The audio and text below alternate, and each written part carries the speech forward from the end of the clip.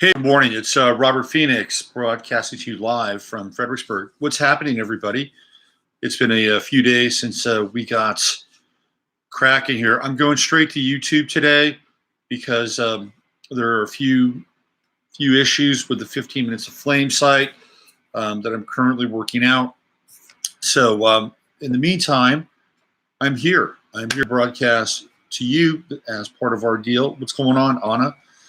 Nice to see you once again. We'll be back over on the 15 Minutes site tomorrow and just have to straighten out a few things. Let me just close this here. But it's good to be streaming live and being back in the fold, back in Fredericksburg, back in Texas, where men can be men and women can be women, unless, of course, you choose to do differently. And there is a choice involved, believe it or not. And some people, we're going to get to Jared Kushner today. I'm going to get into Jared Kushner. Good morning, Ani, Beth, JMP. We're going to get to Jared Kushner today. But I wanted to bring something up that crossed my screen. And it's something to pay attention to, which is, I think, the backlash of the rush to convert people to the Church of Transgenderism, also known as the cult of Baphomet or Baphomet. So this article just crossed my screen not long ago, and I wanted to read it to you. It's pretty interesting and kind of a damning article in a lot of ways. It's about conscience setting into the people that are actually changing, manipulating, and reordering young people as young as the age of 3. So this is from the daily.co.uk, and let me throw the link into the chat box so you guys can have it. It's a pretty powerful. What's going on, T Grill? Here we go. Let me paste that in there. It gets you to the story. I'm going to read it to you if you're just listening and not a part of the stream. I'm going to read it to you anyway. So this is from the Daily Mail. And the headline is, "End the Transgender Unregulated Live Experiment on Children," say whistleblowing co-workers or workers who have quit clinic treating patients as young as 3. As young as 3. As young as 3. These children don't have a sense as to what the hell is going on in the world. They have no idea what's going on in the world. Nothing. They have zero, zilch, nada. They're 3 years old, for crying out loud.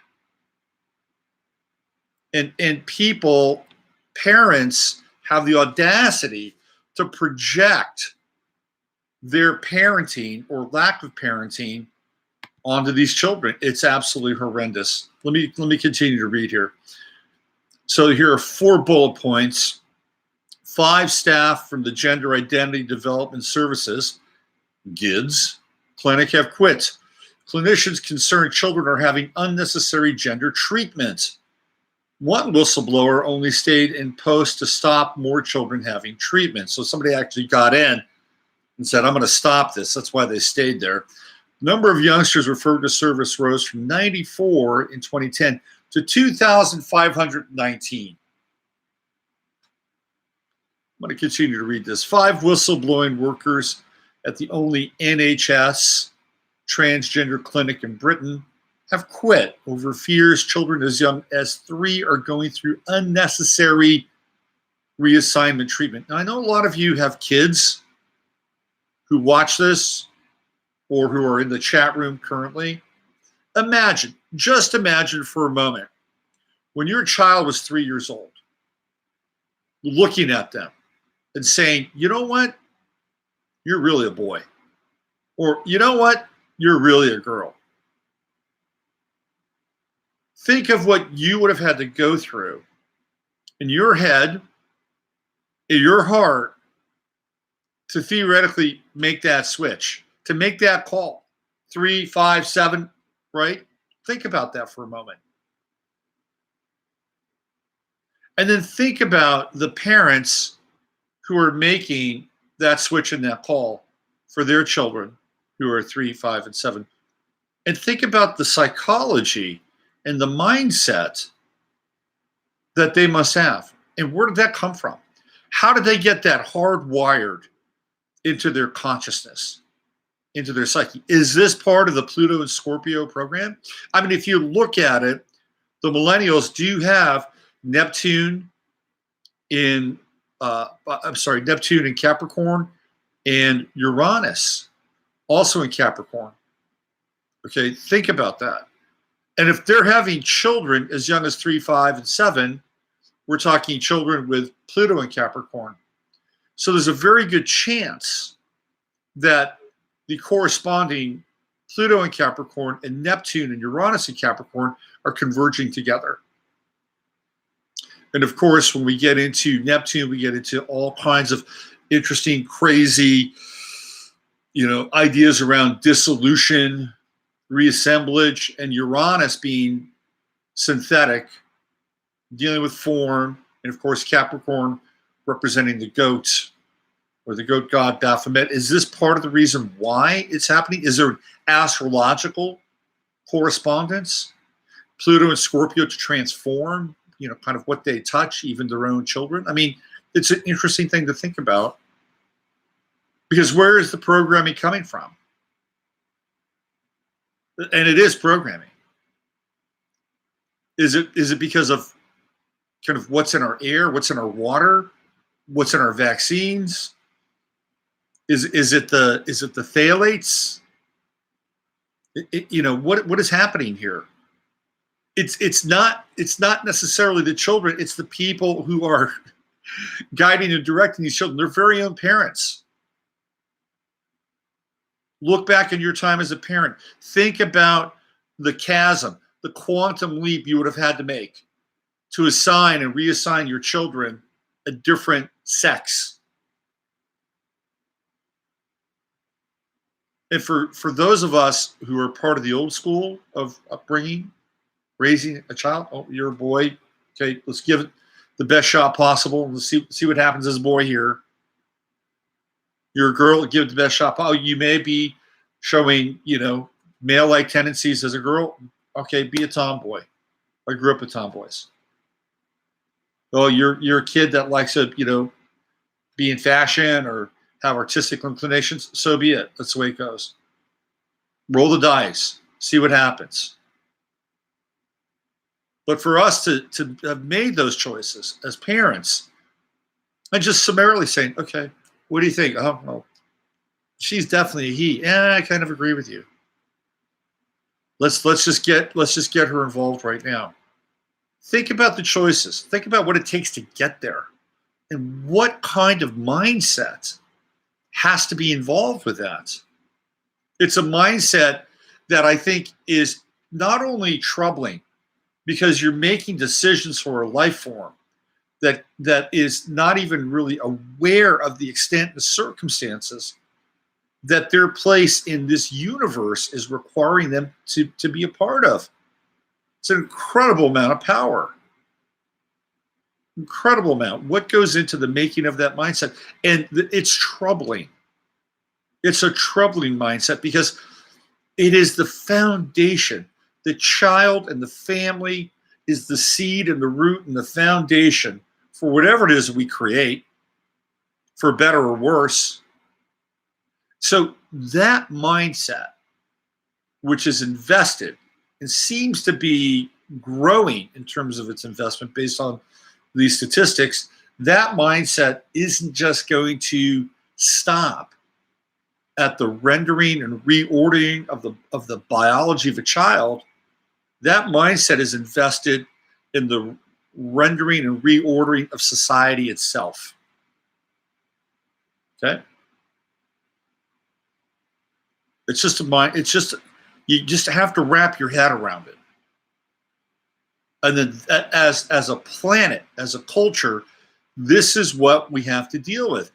And there is a group that's saying that this is the right, progressive, humane way of going about business on the planet. Quite frankly, I disagree. Let me continue to read this. The clinicians from the Gender Identity Development Service GIDS clinic based in London and Leeds left over concerns children were being incorrectly diagnosed with gender dysphoria. It was feared some gay children struggling with their sexual identity are being incorrectly diagnosed as transgender. Specialists also worried some of the youngsters were being referred and pressured into having gender change treatment after suffering homophobic bullying. All 5 former staff members were part of the team deciding if youngsters should be given hormone blockers to stop their development before puberty, according to the Times. Bullying is endemic in the evolutionary order of a species. Bullying has been around since the beginning of time. We see it in our own culture. We see it in our own organizational development. And we also see it in nature. What happens to the runt of the litter? It is bullied. There is a pecking order in nature. There is a pecking order in humanity. It's the way it is. And there are ways to deal with said pecking order. You know, one of the things that Zeus and I talked about, we were total agreement on, is that every child should learn martial arts. Every single child should learn martial arts.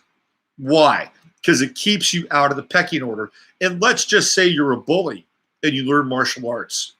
Are you going to wind up as a team member of Cobra Kai as a result of that? Martial arts has a way of changing people. It can make the arrogant more humble, especially if they have the right teacher who will knock some sense into them, teach them a few lessons. The patients then take a course. Here we go. Let me continue to read this.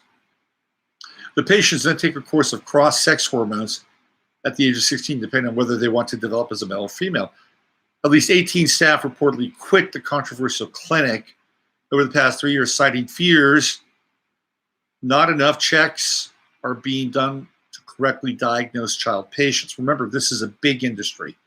The transgender industry, and it's an industry, is huge. I've actually profiled this industry to a great extent. There's a huge amount of medical technology. There's a huge amount of pharmacological technology, research. There's a huge amount of money going to politics for lobbyists. It's tremendous. It's a tremendous amount of money. They're counting on patients for life.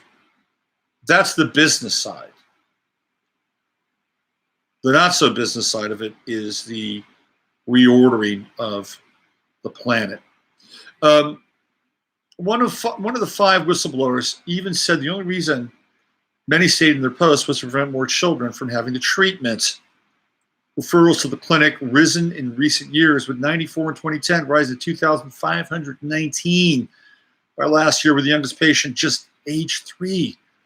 One of the clinicians told the Times, "I felt for the last 2 years what kept me in the job was the sense there was a huge number of children in danger. I was there to protect children from being damaged." Experts fear that the treatments are being given without exploring the underlying reason for children's confusion over their sexuality. Here we go. A little Tavistock connection. The Tavistock Gender Identity Development Clinic. How about that? In North London. So we just talked about Tavistock on Friday. They are at the heart and center of the transgender agenda. Again, reordering society. This is what Tavistock is and has been doing for quite a long time. Since post-war Germany, World War II. The Tavistock Gender Identity Development Clinic in North London has an inability to stand up to pressure from campaigners and parents demanding fast-track transitions, its own clinicians have said in February. So they're allowing it to happen. as an Oxford professor said the treatments were unregulated live experiments on children with some diagnosis not supported by any evidence. Why are we not surprised? This is what they've been doing for years now. Carl Hennigan, director at the Center of Evidence-Based Medicine at Oxford University, told the Times, given paucity of evidence, the off-label use of drugs for outcomes not covered by the medicine's license in gender dysphoria treatment largely means an unregulated live experiment on children. These are the new concentration camps. This is what's happening. This is the new concentration camp. Because what's taking place is a series of experiments. And people are looking the other way. They're turning their heads. GIDS, which is part of the Tavistock and Portman NHS Foundation Trust, denied these claims and insisted careful diagnoses were made in these complex cases. It's kind of like when the governor of Virginia, who, by the way, is still in office, said that he really wanted to take the sensitivity into account. It's a sensitive situation. I want to make sure that the mother, the child was, relaxed and as comfortable as possible. It's like, fuck. It's the same deal, right? A spokesman told the Times it is only in recent years that the number of young people attending specialist services worldwide has dramatically increased. Why? Why has it dramatically increased? Is it because of the nut job parents who are getting their screws turned in their head due to the programming, the peer pressure, the social pressure? Is it trendy? Are they being compensated? Is this the astrological working of having Pluto and Capricorn kids with a Neptune-Uranus conjunction in the chart? Quite possibly. Prior to this, the numbers have been small. It has therefore been difficult to collect sufficient evidence to fully evaluate treatment pathways. We and other specialist services worldwide are actively engaged in research to better understand the characteristics and needs of young people attending specialist services. This is just all public relations bullshit and blather. That's all it is. It's like a customer service talking point. We and other, you could apply this to just about anything. We and other specialist services worldwide are actively engaged in research to better understand the characteristics and needs of young people attending specialist services. Oh boy, that is just a fast track to heaven, isn't it? That is just the highest level of compassion, empathy, human understanding. In February, doctors at the Gender Identity Clinic warned patients could be exposed to long-term damage due to lobby groups and pushy parents.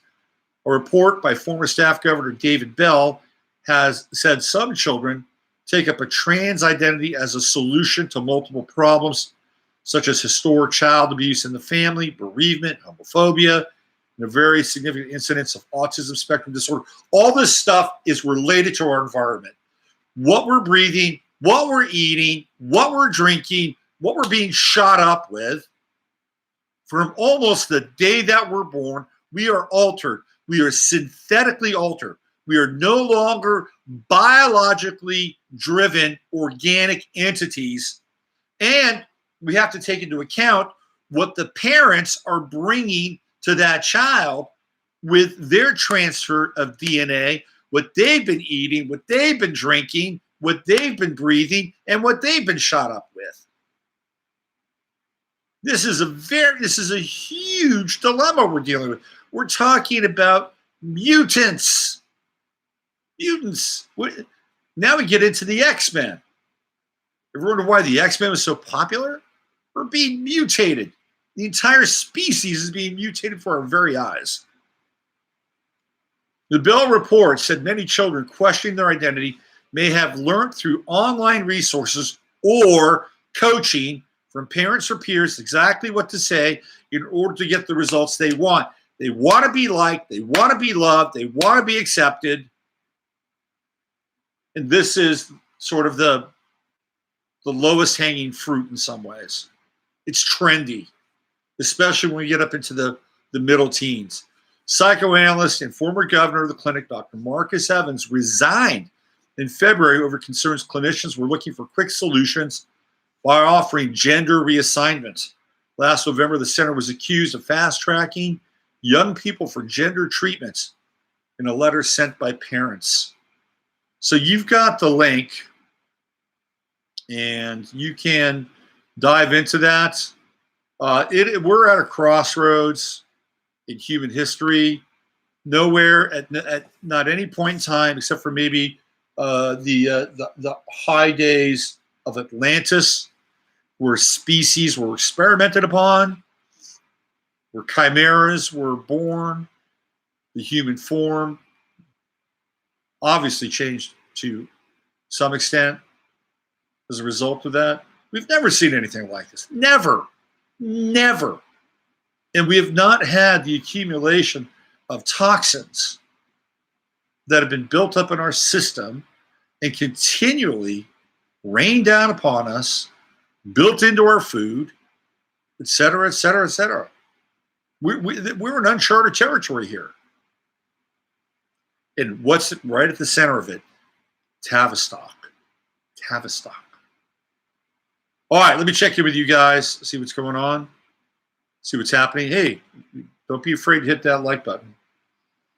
Anna says, so sad and disturbing. Let's see. Shari says, I lost a calf in my driveway this weekend. What else do we have? I've been on the same tangent, read parallel with Atlantis, Sodom, and Gomorrah. Shari, my niece is transgender, in vitro pregnancy gone bad. She has Asperger's. Last time we spoke, she said the president wants her dead and wouldn't let her have her medicine. DNA damage. Absolutely. How much clarity can a young child have about sexuality?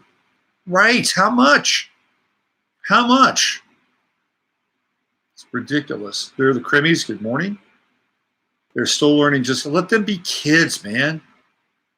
JP Love, this issue so bothers me. I'm a firm believer in people being who they are, but to shove this down our throats on almost all programs, it just confuses the hell out of these children. Absolutely. Hello, Finette Gatewood. Welcome to the show. Here's Andrea. Good morning, Andrea. Wow. And the virtue signaling. That's right. The virtue. My child is trans. Oh, we're going through the procedure right now. Did you know that Shiloh is trans? Did you know that Shiloh's sister or brother is trans too? Yeah, they're trans. It's a big deal in Hollywood now to raise trans kids. They're being told to. That's my 2 cents. Shiloh started the trend. Absolutely. What's going on, Emily? There's Luann. Right. Gathering forces. Hey, I'm going to broadcast for about another 13 minutes today. If you like what I'm doing, if you enjoy these morning sort of wake-up calls, people say they like to have a cup of coffee with this stream, and that it's innervating. If you like it, subscribe. Tell your friends to subscribe. Hit the button. Hit the bell. We're up to 600 subscribers, even after YouTube does everything it can in order to unsubscribe my people, which happens quite frequently.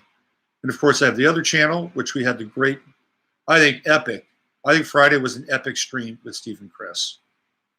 Epic stream. Okay, I want to shift gears a little bit, and I want to talk a little bit about Jared Kushner. He's in the hot seat now. And good, I think. But have you ever noticed that amidst all the Trump controversy, amidst all of the Trump's quote unquote scandals, Jared Kushner remains fairly untainted. Fairly untainted. No matter what happens, no matter what goes down.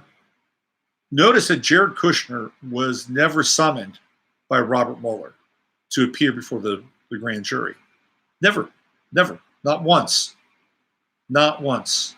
And Jared Kushner was a part of the so-called meeting with Don Trump Jr. and the Russian lawyer at Trump Tower, which was wired to the teeth. He was there. Why wasn't he summoned? Jared Kushner is about as close as untouchable as it gets within the White House. And he sits at the right elbow of Trump every single day. He and Ivanka are the one constant amidst all of the turnover inside of the White House. All of it. Mattis, Kelly, Vice Priebus, you name it, they're the one common thread that manages to continue to stay on. And not only that, but their wealth has increased by $40 million since Trump has gone into office. They were originally tagged as being worth at about $140 million. Now they're tagged at $180 million.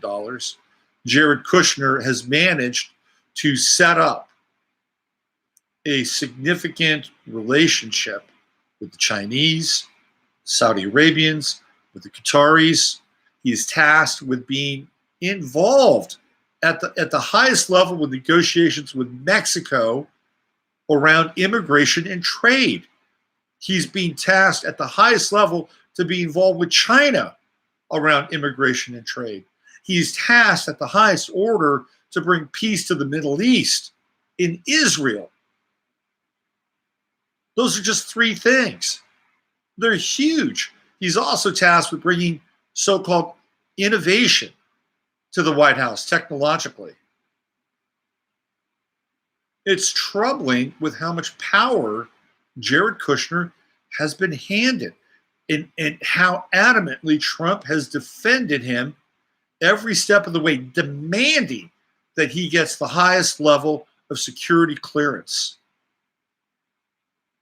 One of the things that he did early on was that he managed to get across a trade blockade that was being launched by Saudi Arabia to Qatar. He managed to do this. MBS is one of Kushner's pals. They WhatsApp all the time. Okay. These are two very powerful millennials that are sharing high-level information, business context, and access amongst one another. So what happened? They decide early on that they're going to blockade Qatar. Okay. The Kushners basically mortgaged everything to get 666 Fifth Avenue. They wanted that building more than anything. And nobody wanted to rent office space there. It's probably too expensive. Or they were afraid that the Kushners were going to nickel and dime them if they were ever late on their rent, which is what they have a problem with. There are a number of class action lawsuits that they're being involved in at this time with some of their, they buy properties. If it was monopoly, they'd be buying properties on Baltic Avenue. Those are the properties they buy. They're not quite in the heart of the city, because then they'd have to go through HUD and have to jump. They want people to be able to pay for their rent. They don't have to go through some kind of government agency.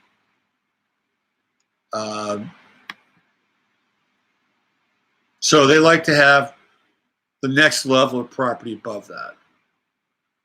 They don't want Connecticut Avenue. They want Baltic Place. Not quite St. Charles. They don't want Oriental. Baltic is just fine for them. Because they want people that can pay their rent without government subsidies, and if they're late with rent, they can hammer them with fees, which is not uncommon, but their fees go up exponentially very quickly. So that's their model of business. But they can't get people to rent the office space in 666. So what did Jared do? Well, he brought the Chinese in. He's like, okay, well, let's have a little meeting with the Chinese. Maybe the Chinese can help us. Maybe the Chinese can invest. It would be theoretically a really good thing for us. Well, the Chinese didn't invest. Now what happens is he has this blockade with Qatar. The White House set it up. And it was through Saudi Arabia. And Saudi Arabia was the first place that Trump went. Remember that? Hands on the globe deal? They're all like, doing their little chants and singing, and Trump is jamming, right? That was all set up by Kushner. Then you go there and they do the big weapons deal. And then they call in and Jared gets another $50 million thrown into the mix. They got Lockheed to move off their number. So what happens?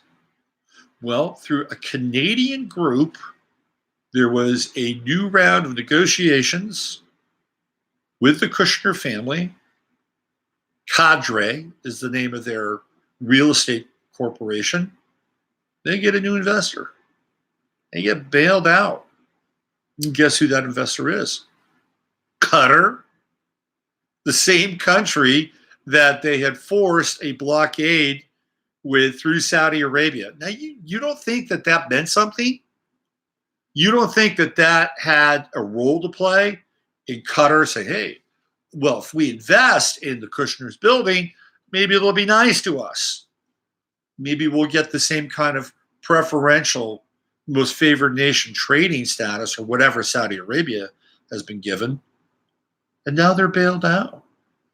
But the spotlight now is turning towards Jared Kushner and Ivanka. It's beginning to get a little brighter, a little hotter. Now, it's my theory that Trump is grooming Jared Kushner to become president so that Ivanka can become the new first lady. Now, I don't think that he's grooming Ivanka to become president, although I think he would love Ivanka to become president. I don't think it would work that way. Although, with Jared working behind the scenes, he might actually be able to kind of pull that off because he is a behind-the-scenes person. I don't think the United States is ready for President Ivanka. But due to the fact that Jared Kushner has so many connections, the country theoretically might be ready for a President Kushner. Theoretically. Because that, I think, is the plan. That's the succession plan. It has nothing to do with Mike Pence. Nothing to do with Mike Pence. So did Buttigieg enter into the race? I'm just thinking, is he announced yet? He's been going after Trump. So Buttigieg is interesting. He's the gay mayor from South Bend. Mayor Pete. Mayor Pete. Good old Mayor Pete.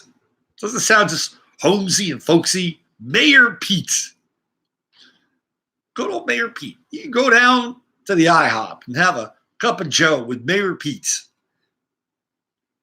Anyway, he's been going after Trump and he's been going after Pence.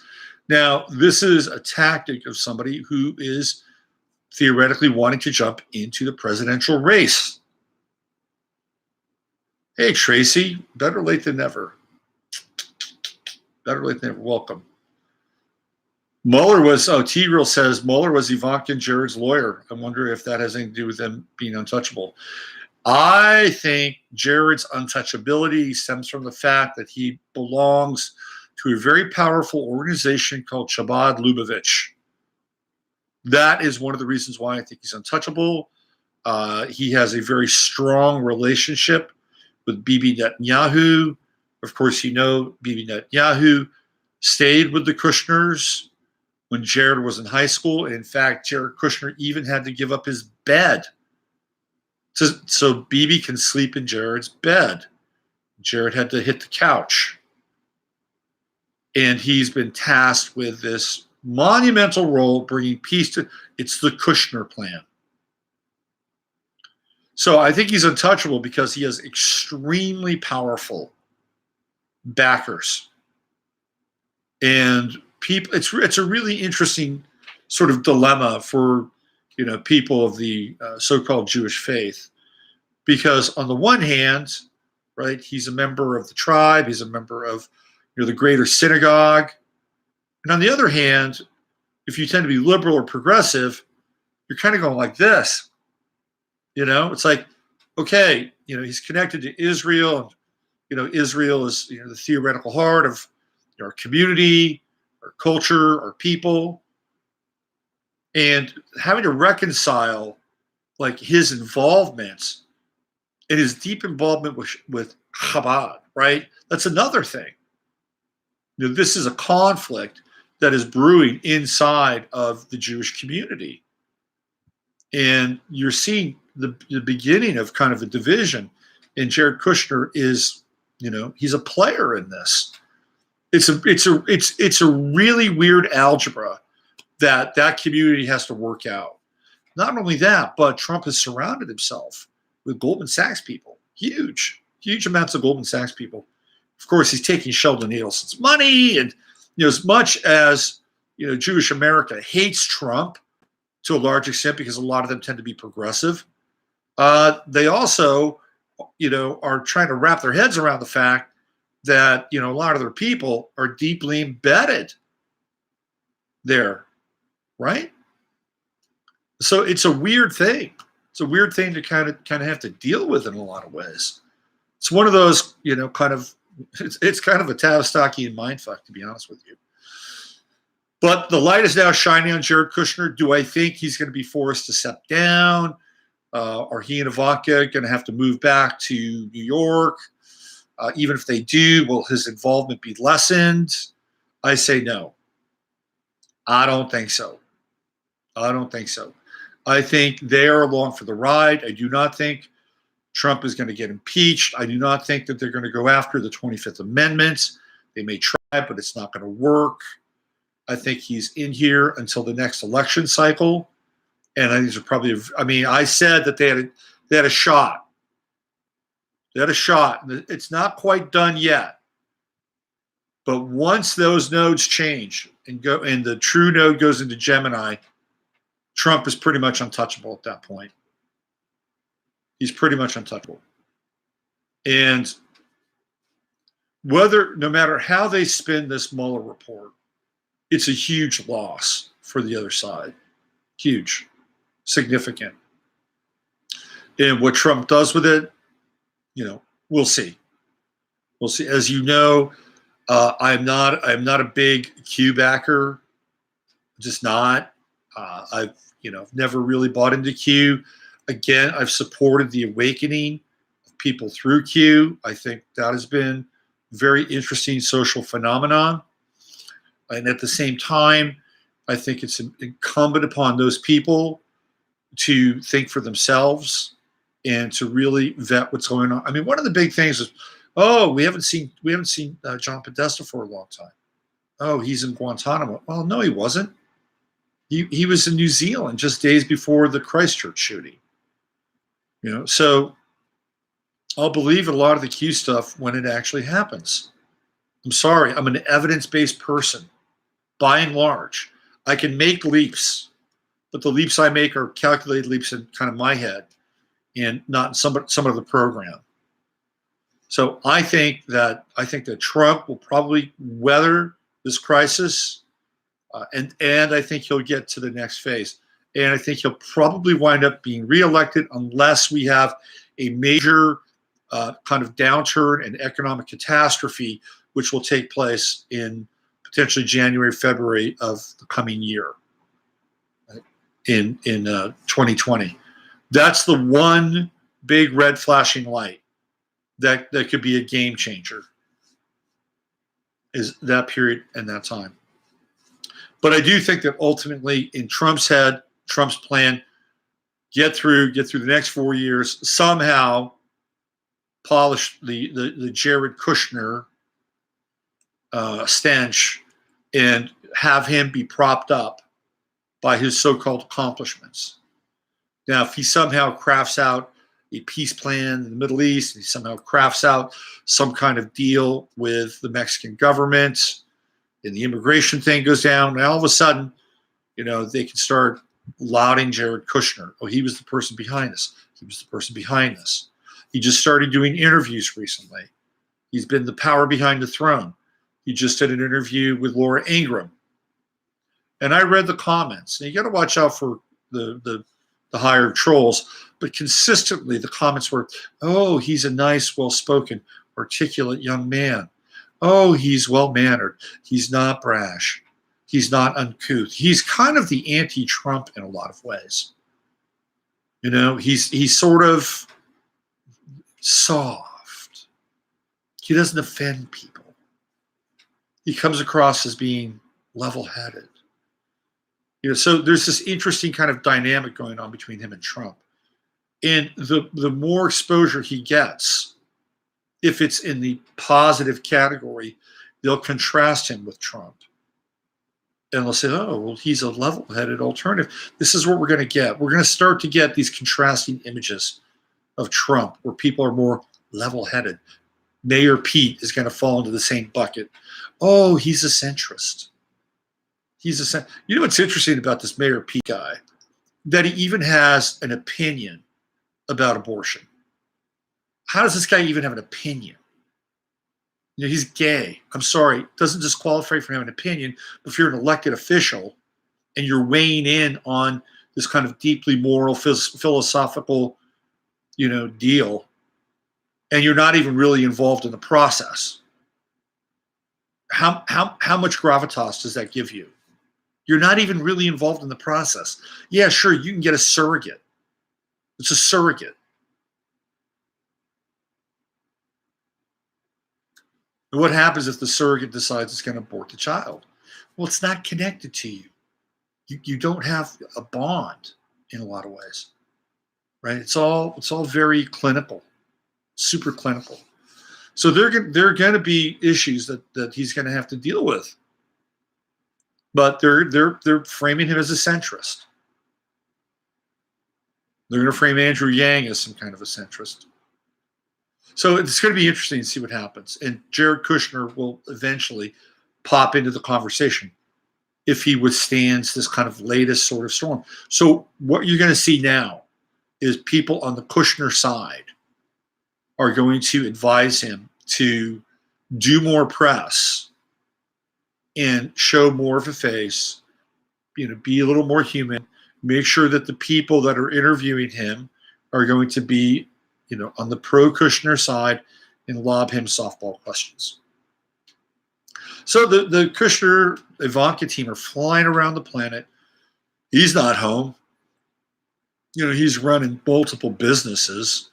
She's running back and forth, China, all these. Who's watching their kids? That's what I want to know. Who's watching their kids? All right, what do we have here? John Hogue is saying POTUS will be reelected. Yeah, I'm saying he will too. I think he will too. He had to weather a storm, and he got through it. He's almost there. But I'm telling you, once that true note hits, because one of the things that true note is doing, it's hitting all of his planets in Cancer, Saturn, Venus, Mercury, right? And he somehow is still, he's at 51% now in terms of his popularity rating, which for a president tends to be fairly high. It tends to be fairly high. The uber rich Kushners don't have a guest room. I know, right? I thought about that. And not only that, but why wouldn't Bibi Netanyahu stay at a hotel? Why wouldn't he stay at a hotel? He's got money. He's got money to burn. I'm sure there's a network of hotels that would put him up like that. Let's see, Robert, when do the nodes change with the true node going into Gemini? Well, Judy, that's a terrific question. And I'm here to answer that question for you. Let me get the exact date. So the true node gets hung up on 17 Capricorn for a super long time. It just kind of stations at 17 Capricorn. Or sorry, 17 Cancer. My bad. For a long time. So what's interesting is that the true node hits 17 after a retrograde cycle in June. And those retrogrades and direct motions in the true node happen very quickly. So on June 4th, it hits 17 Capricorn. It is at 17 Capricorn until, let's see, quite a long time, all the way through July. So June, July, it stations. Finally, the true node goes to 16 in August. That's a long time. That's like almost 2.5 months for it to be in 1 degree. That's interesting. So we finally find the true node moving into Gemini in 2020. That's right at the election. It's not right at the election, but the true node will be in Gemini during the election cycle. So we see the true node going into Gemini in the month of May. So May 7th, 29, Gemini, that's where the true node is. And then in November, because that's when the election is, the true node will be at 20 degrees. And let's look up Trump's chart. I believe it's probably right around there. I should know the chart by heart by now, and I kind of do. So at that point in time, let's get into his chart here. 1 sec. 20 degrees true node. And remember, he's got his true node in Gemini as well. So let's go to a POTUS. Here we go. So on election night, Trump's having his nodal return. There it is. There it is. You can't make this stuff up. You just can't.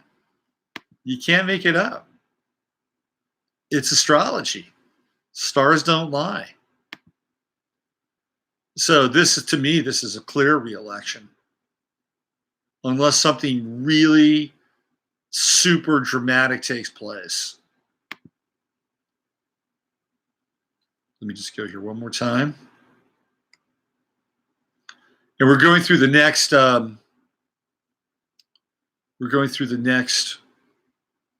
eclipse cycle, which will affect Trump, by the way. So yeah, 20 degrees. There it is. He's got his nodal return. Right on the button. Right on the freaking button. How about that? Yeah, I've got 20 here, Lynn, just to let you know. FYI, I'm looking at his chart. It says 2056, and Sun at 22, and Uranus at 17. So there you go. Yeah, the eclipse cycle is going to affect him. That's it. There it is. Bang. I don't know. Not remembering my chart. Let's see. John Hogue said, sounds like Netanyahu got to roll in the hay with Ivanka. Ooh, Netanyahu and Ivanka. That's interesting. I have this crazy theory. I have a crazy theory. It's a totally crazy theory. Okay. It's a wild, crazy theory. Right? And it's completely unsubstantiated. And it's total blasphemy.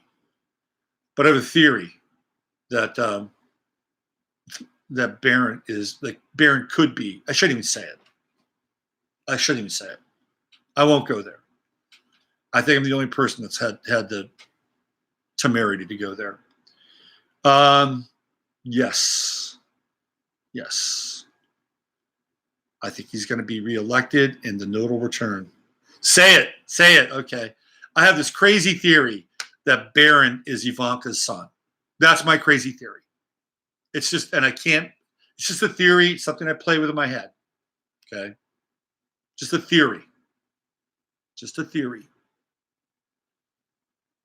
That's all it is. unsubstantiated. It's one of those things, right? One of those strange, like Sarah Palin's child, who what's his name, the one who has autism, that was attributed to her daughter, Bristol. Some people think that that's actually Sarah Palin's kid. I mean, weird stuff goes on, and because I have kind of a dark sensibility, I just kind of had to go there and entertain the thought. And why did I do that? Because of the relationship between Trump and Nimrod, and how Nimrod's mother was also his wife, right? I just said it. I just said my theory. There you go. There it is. I just put it out there.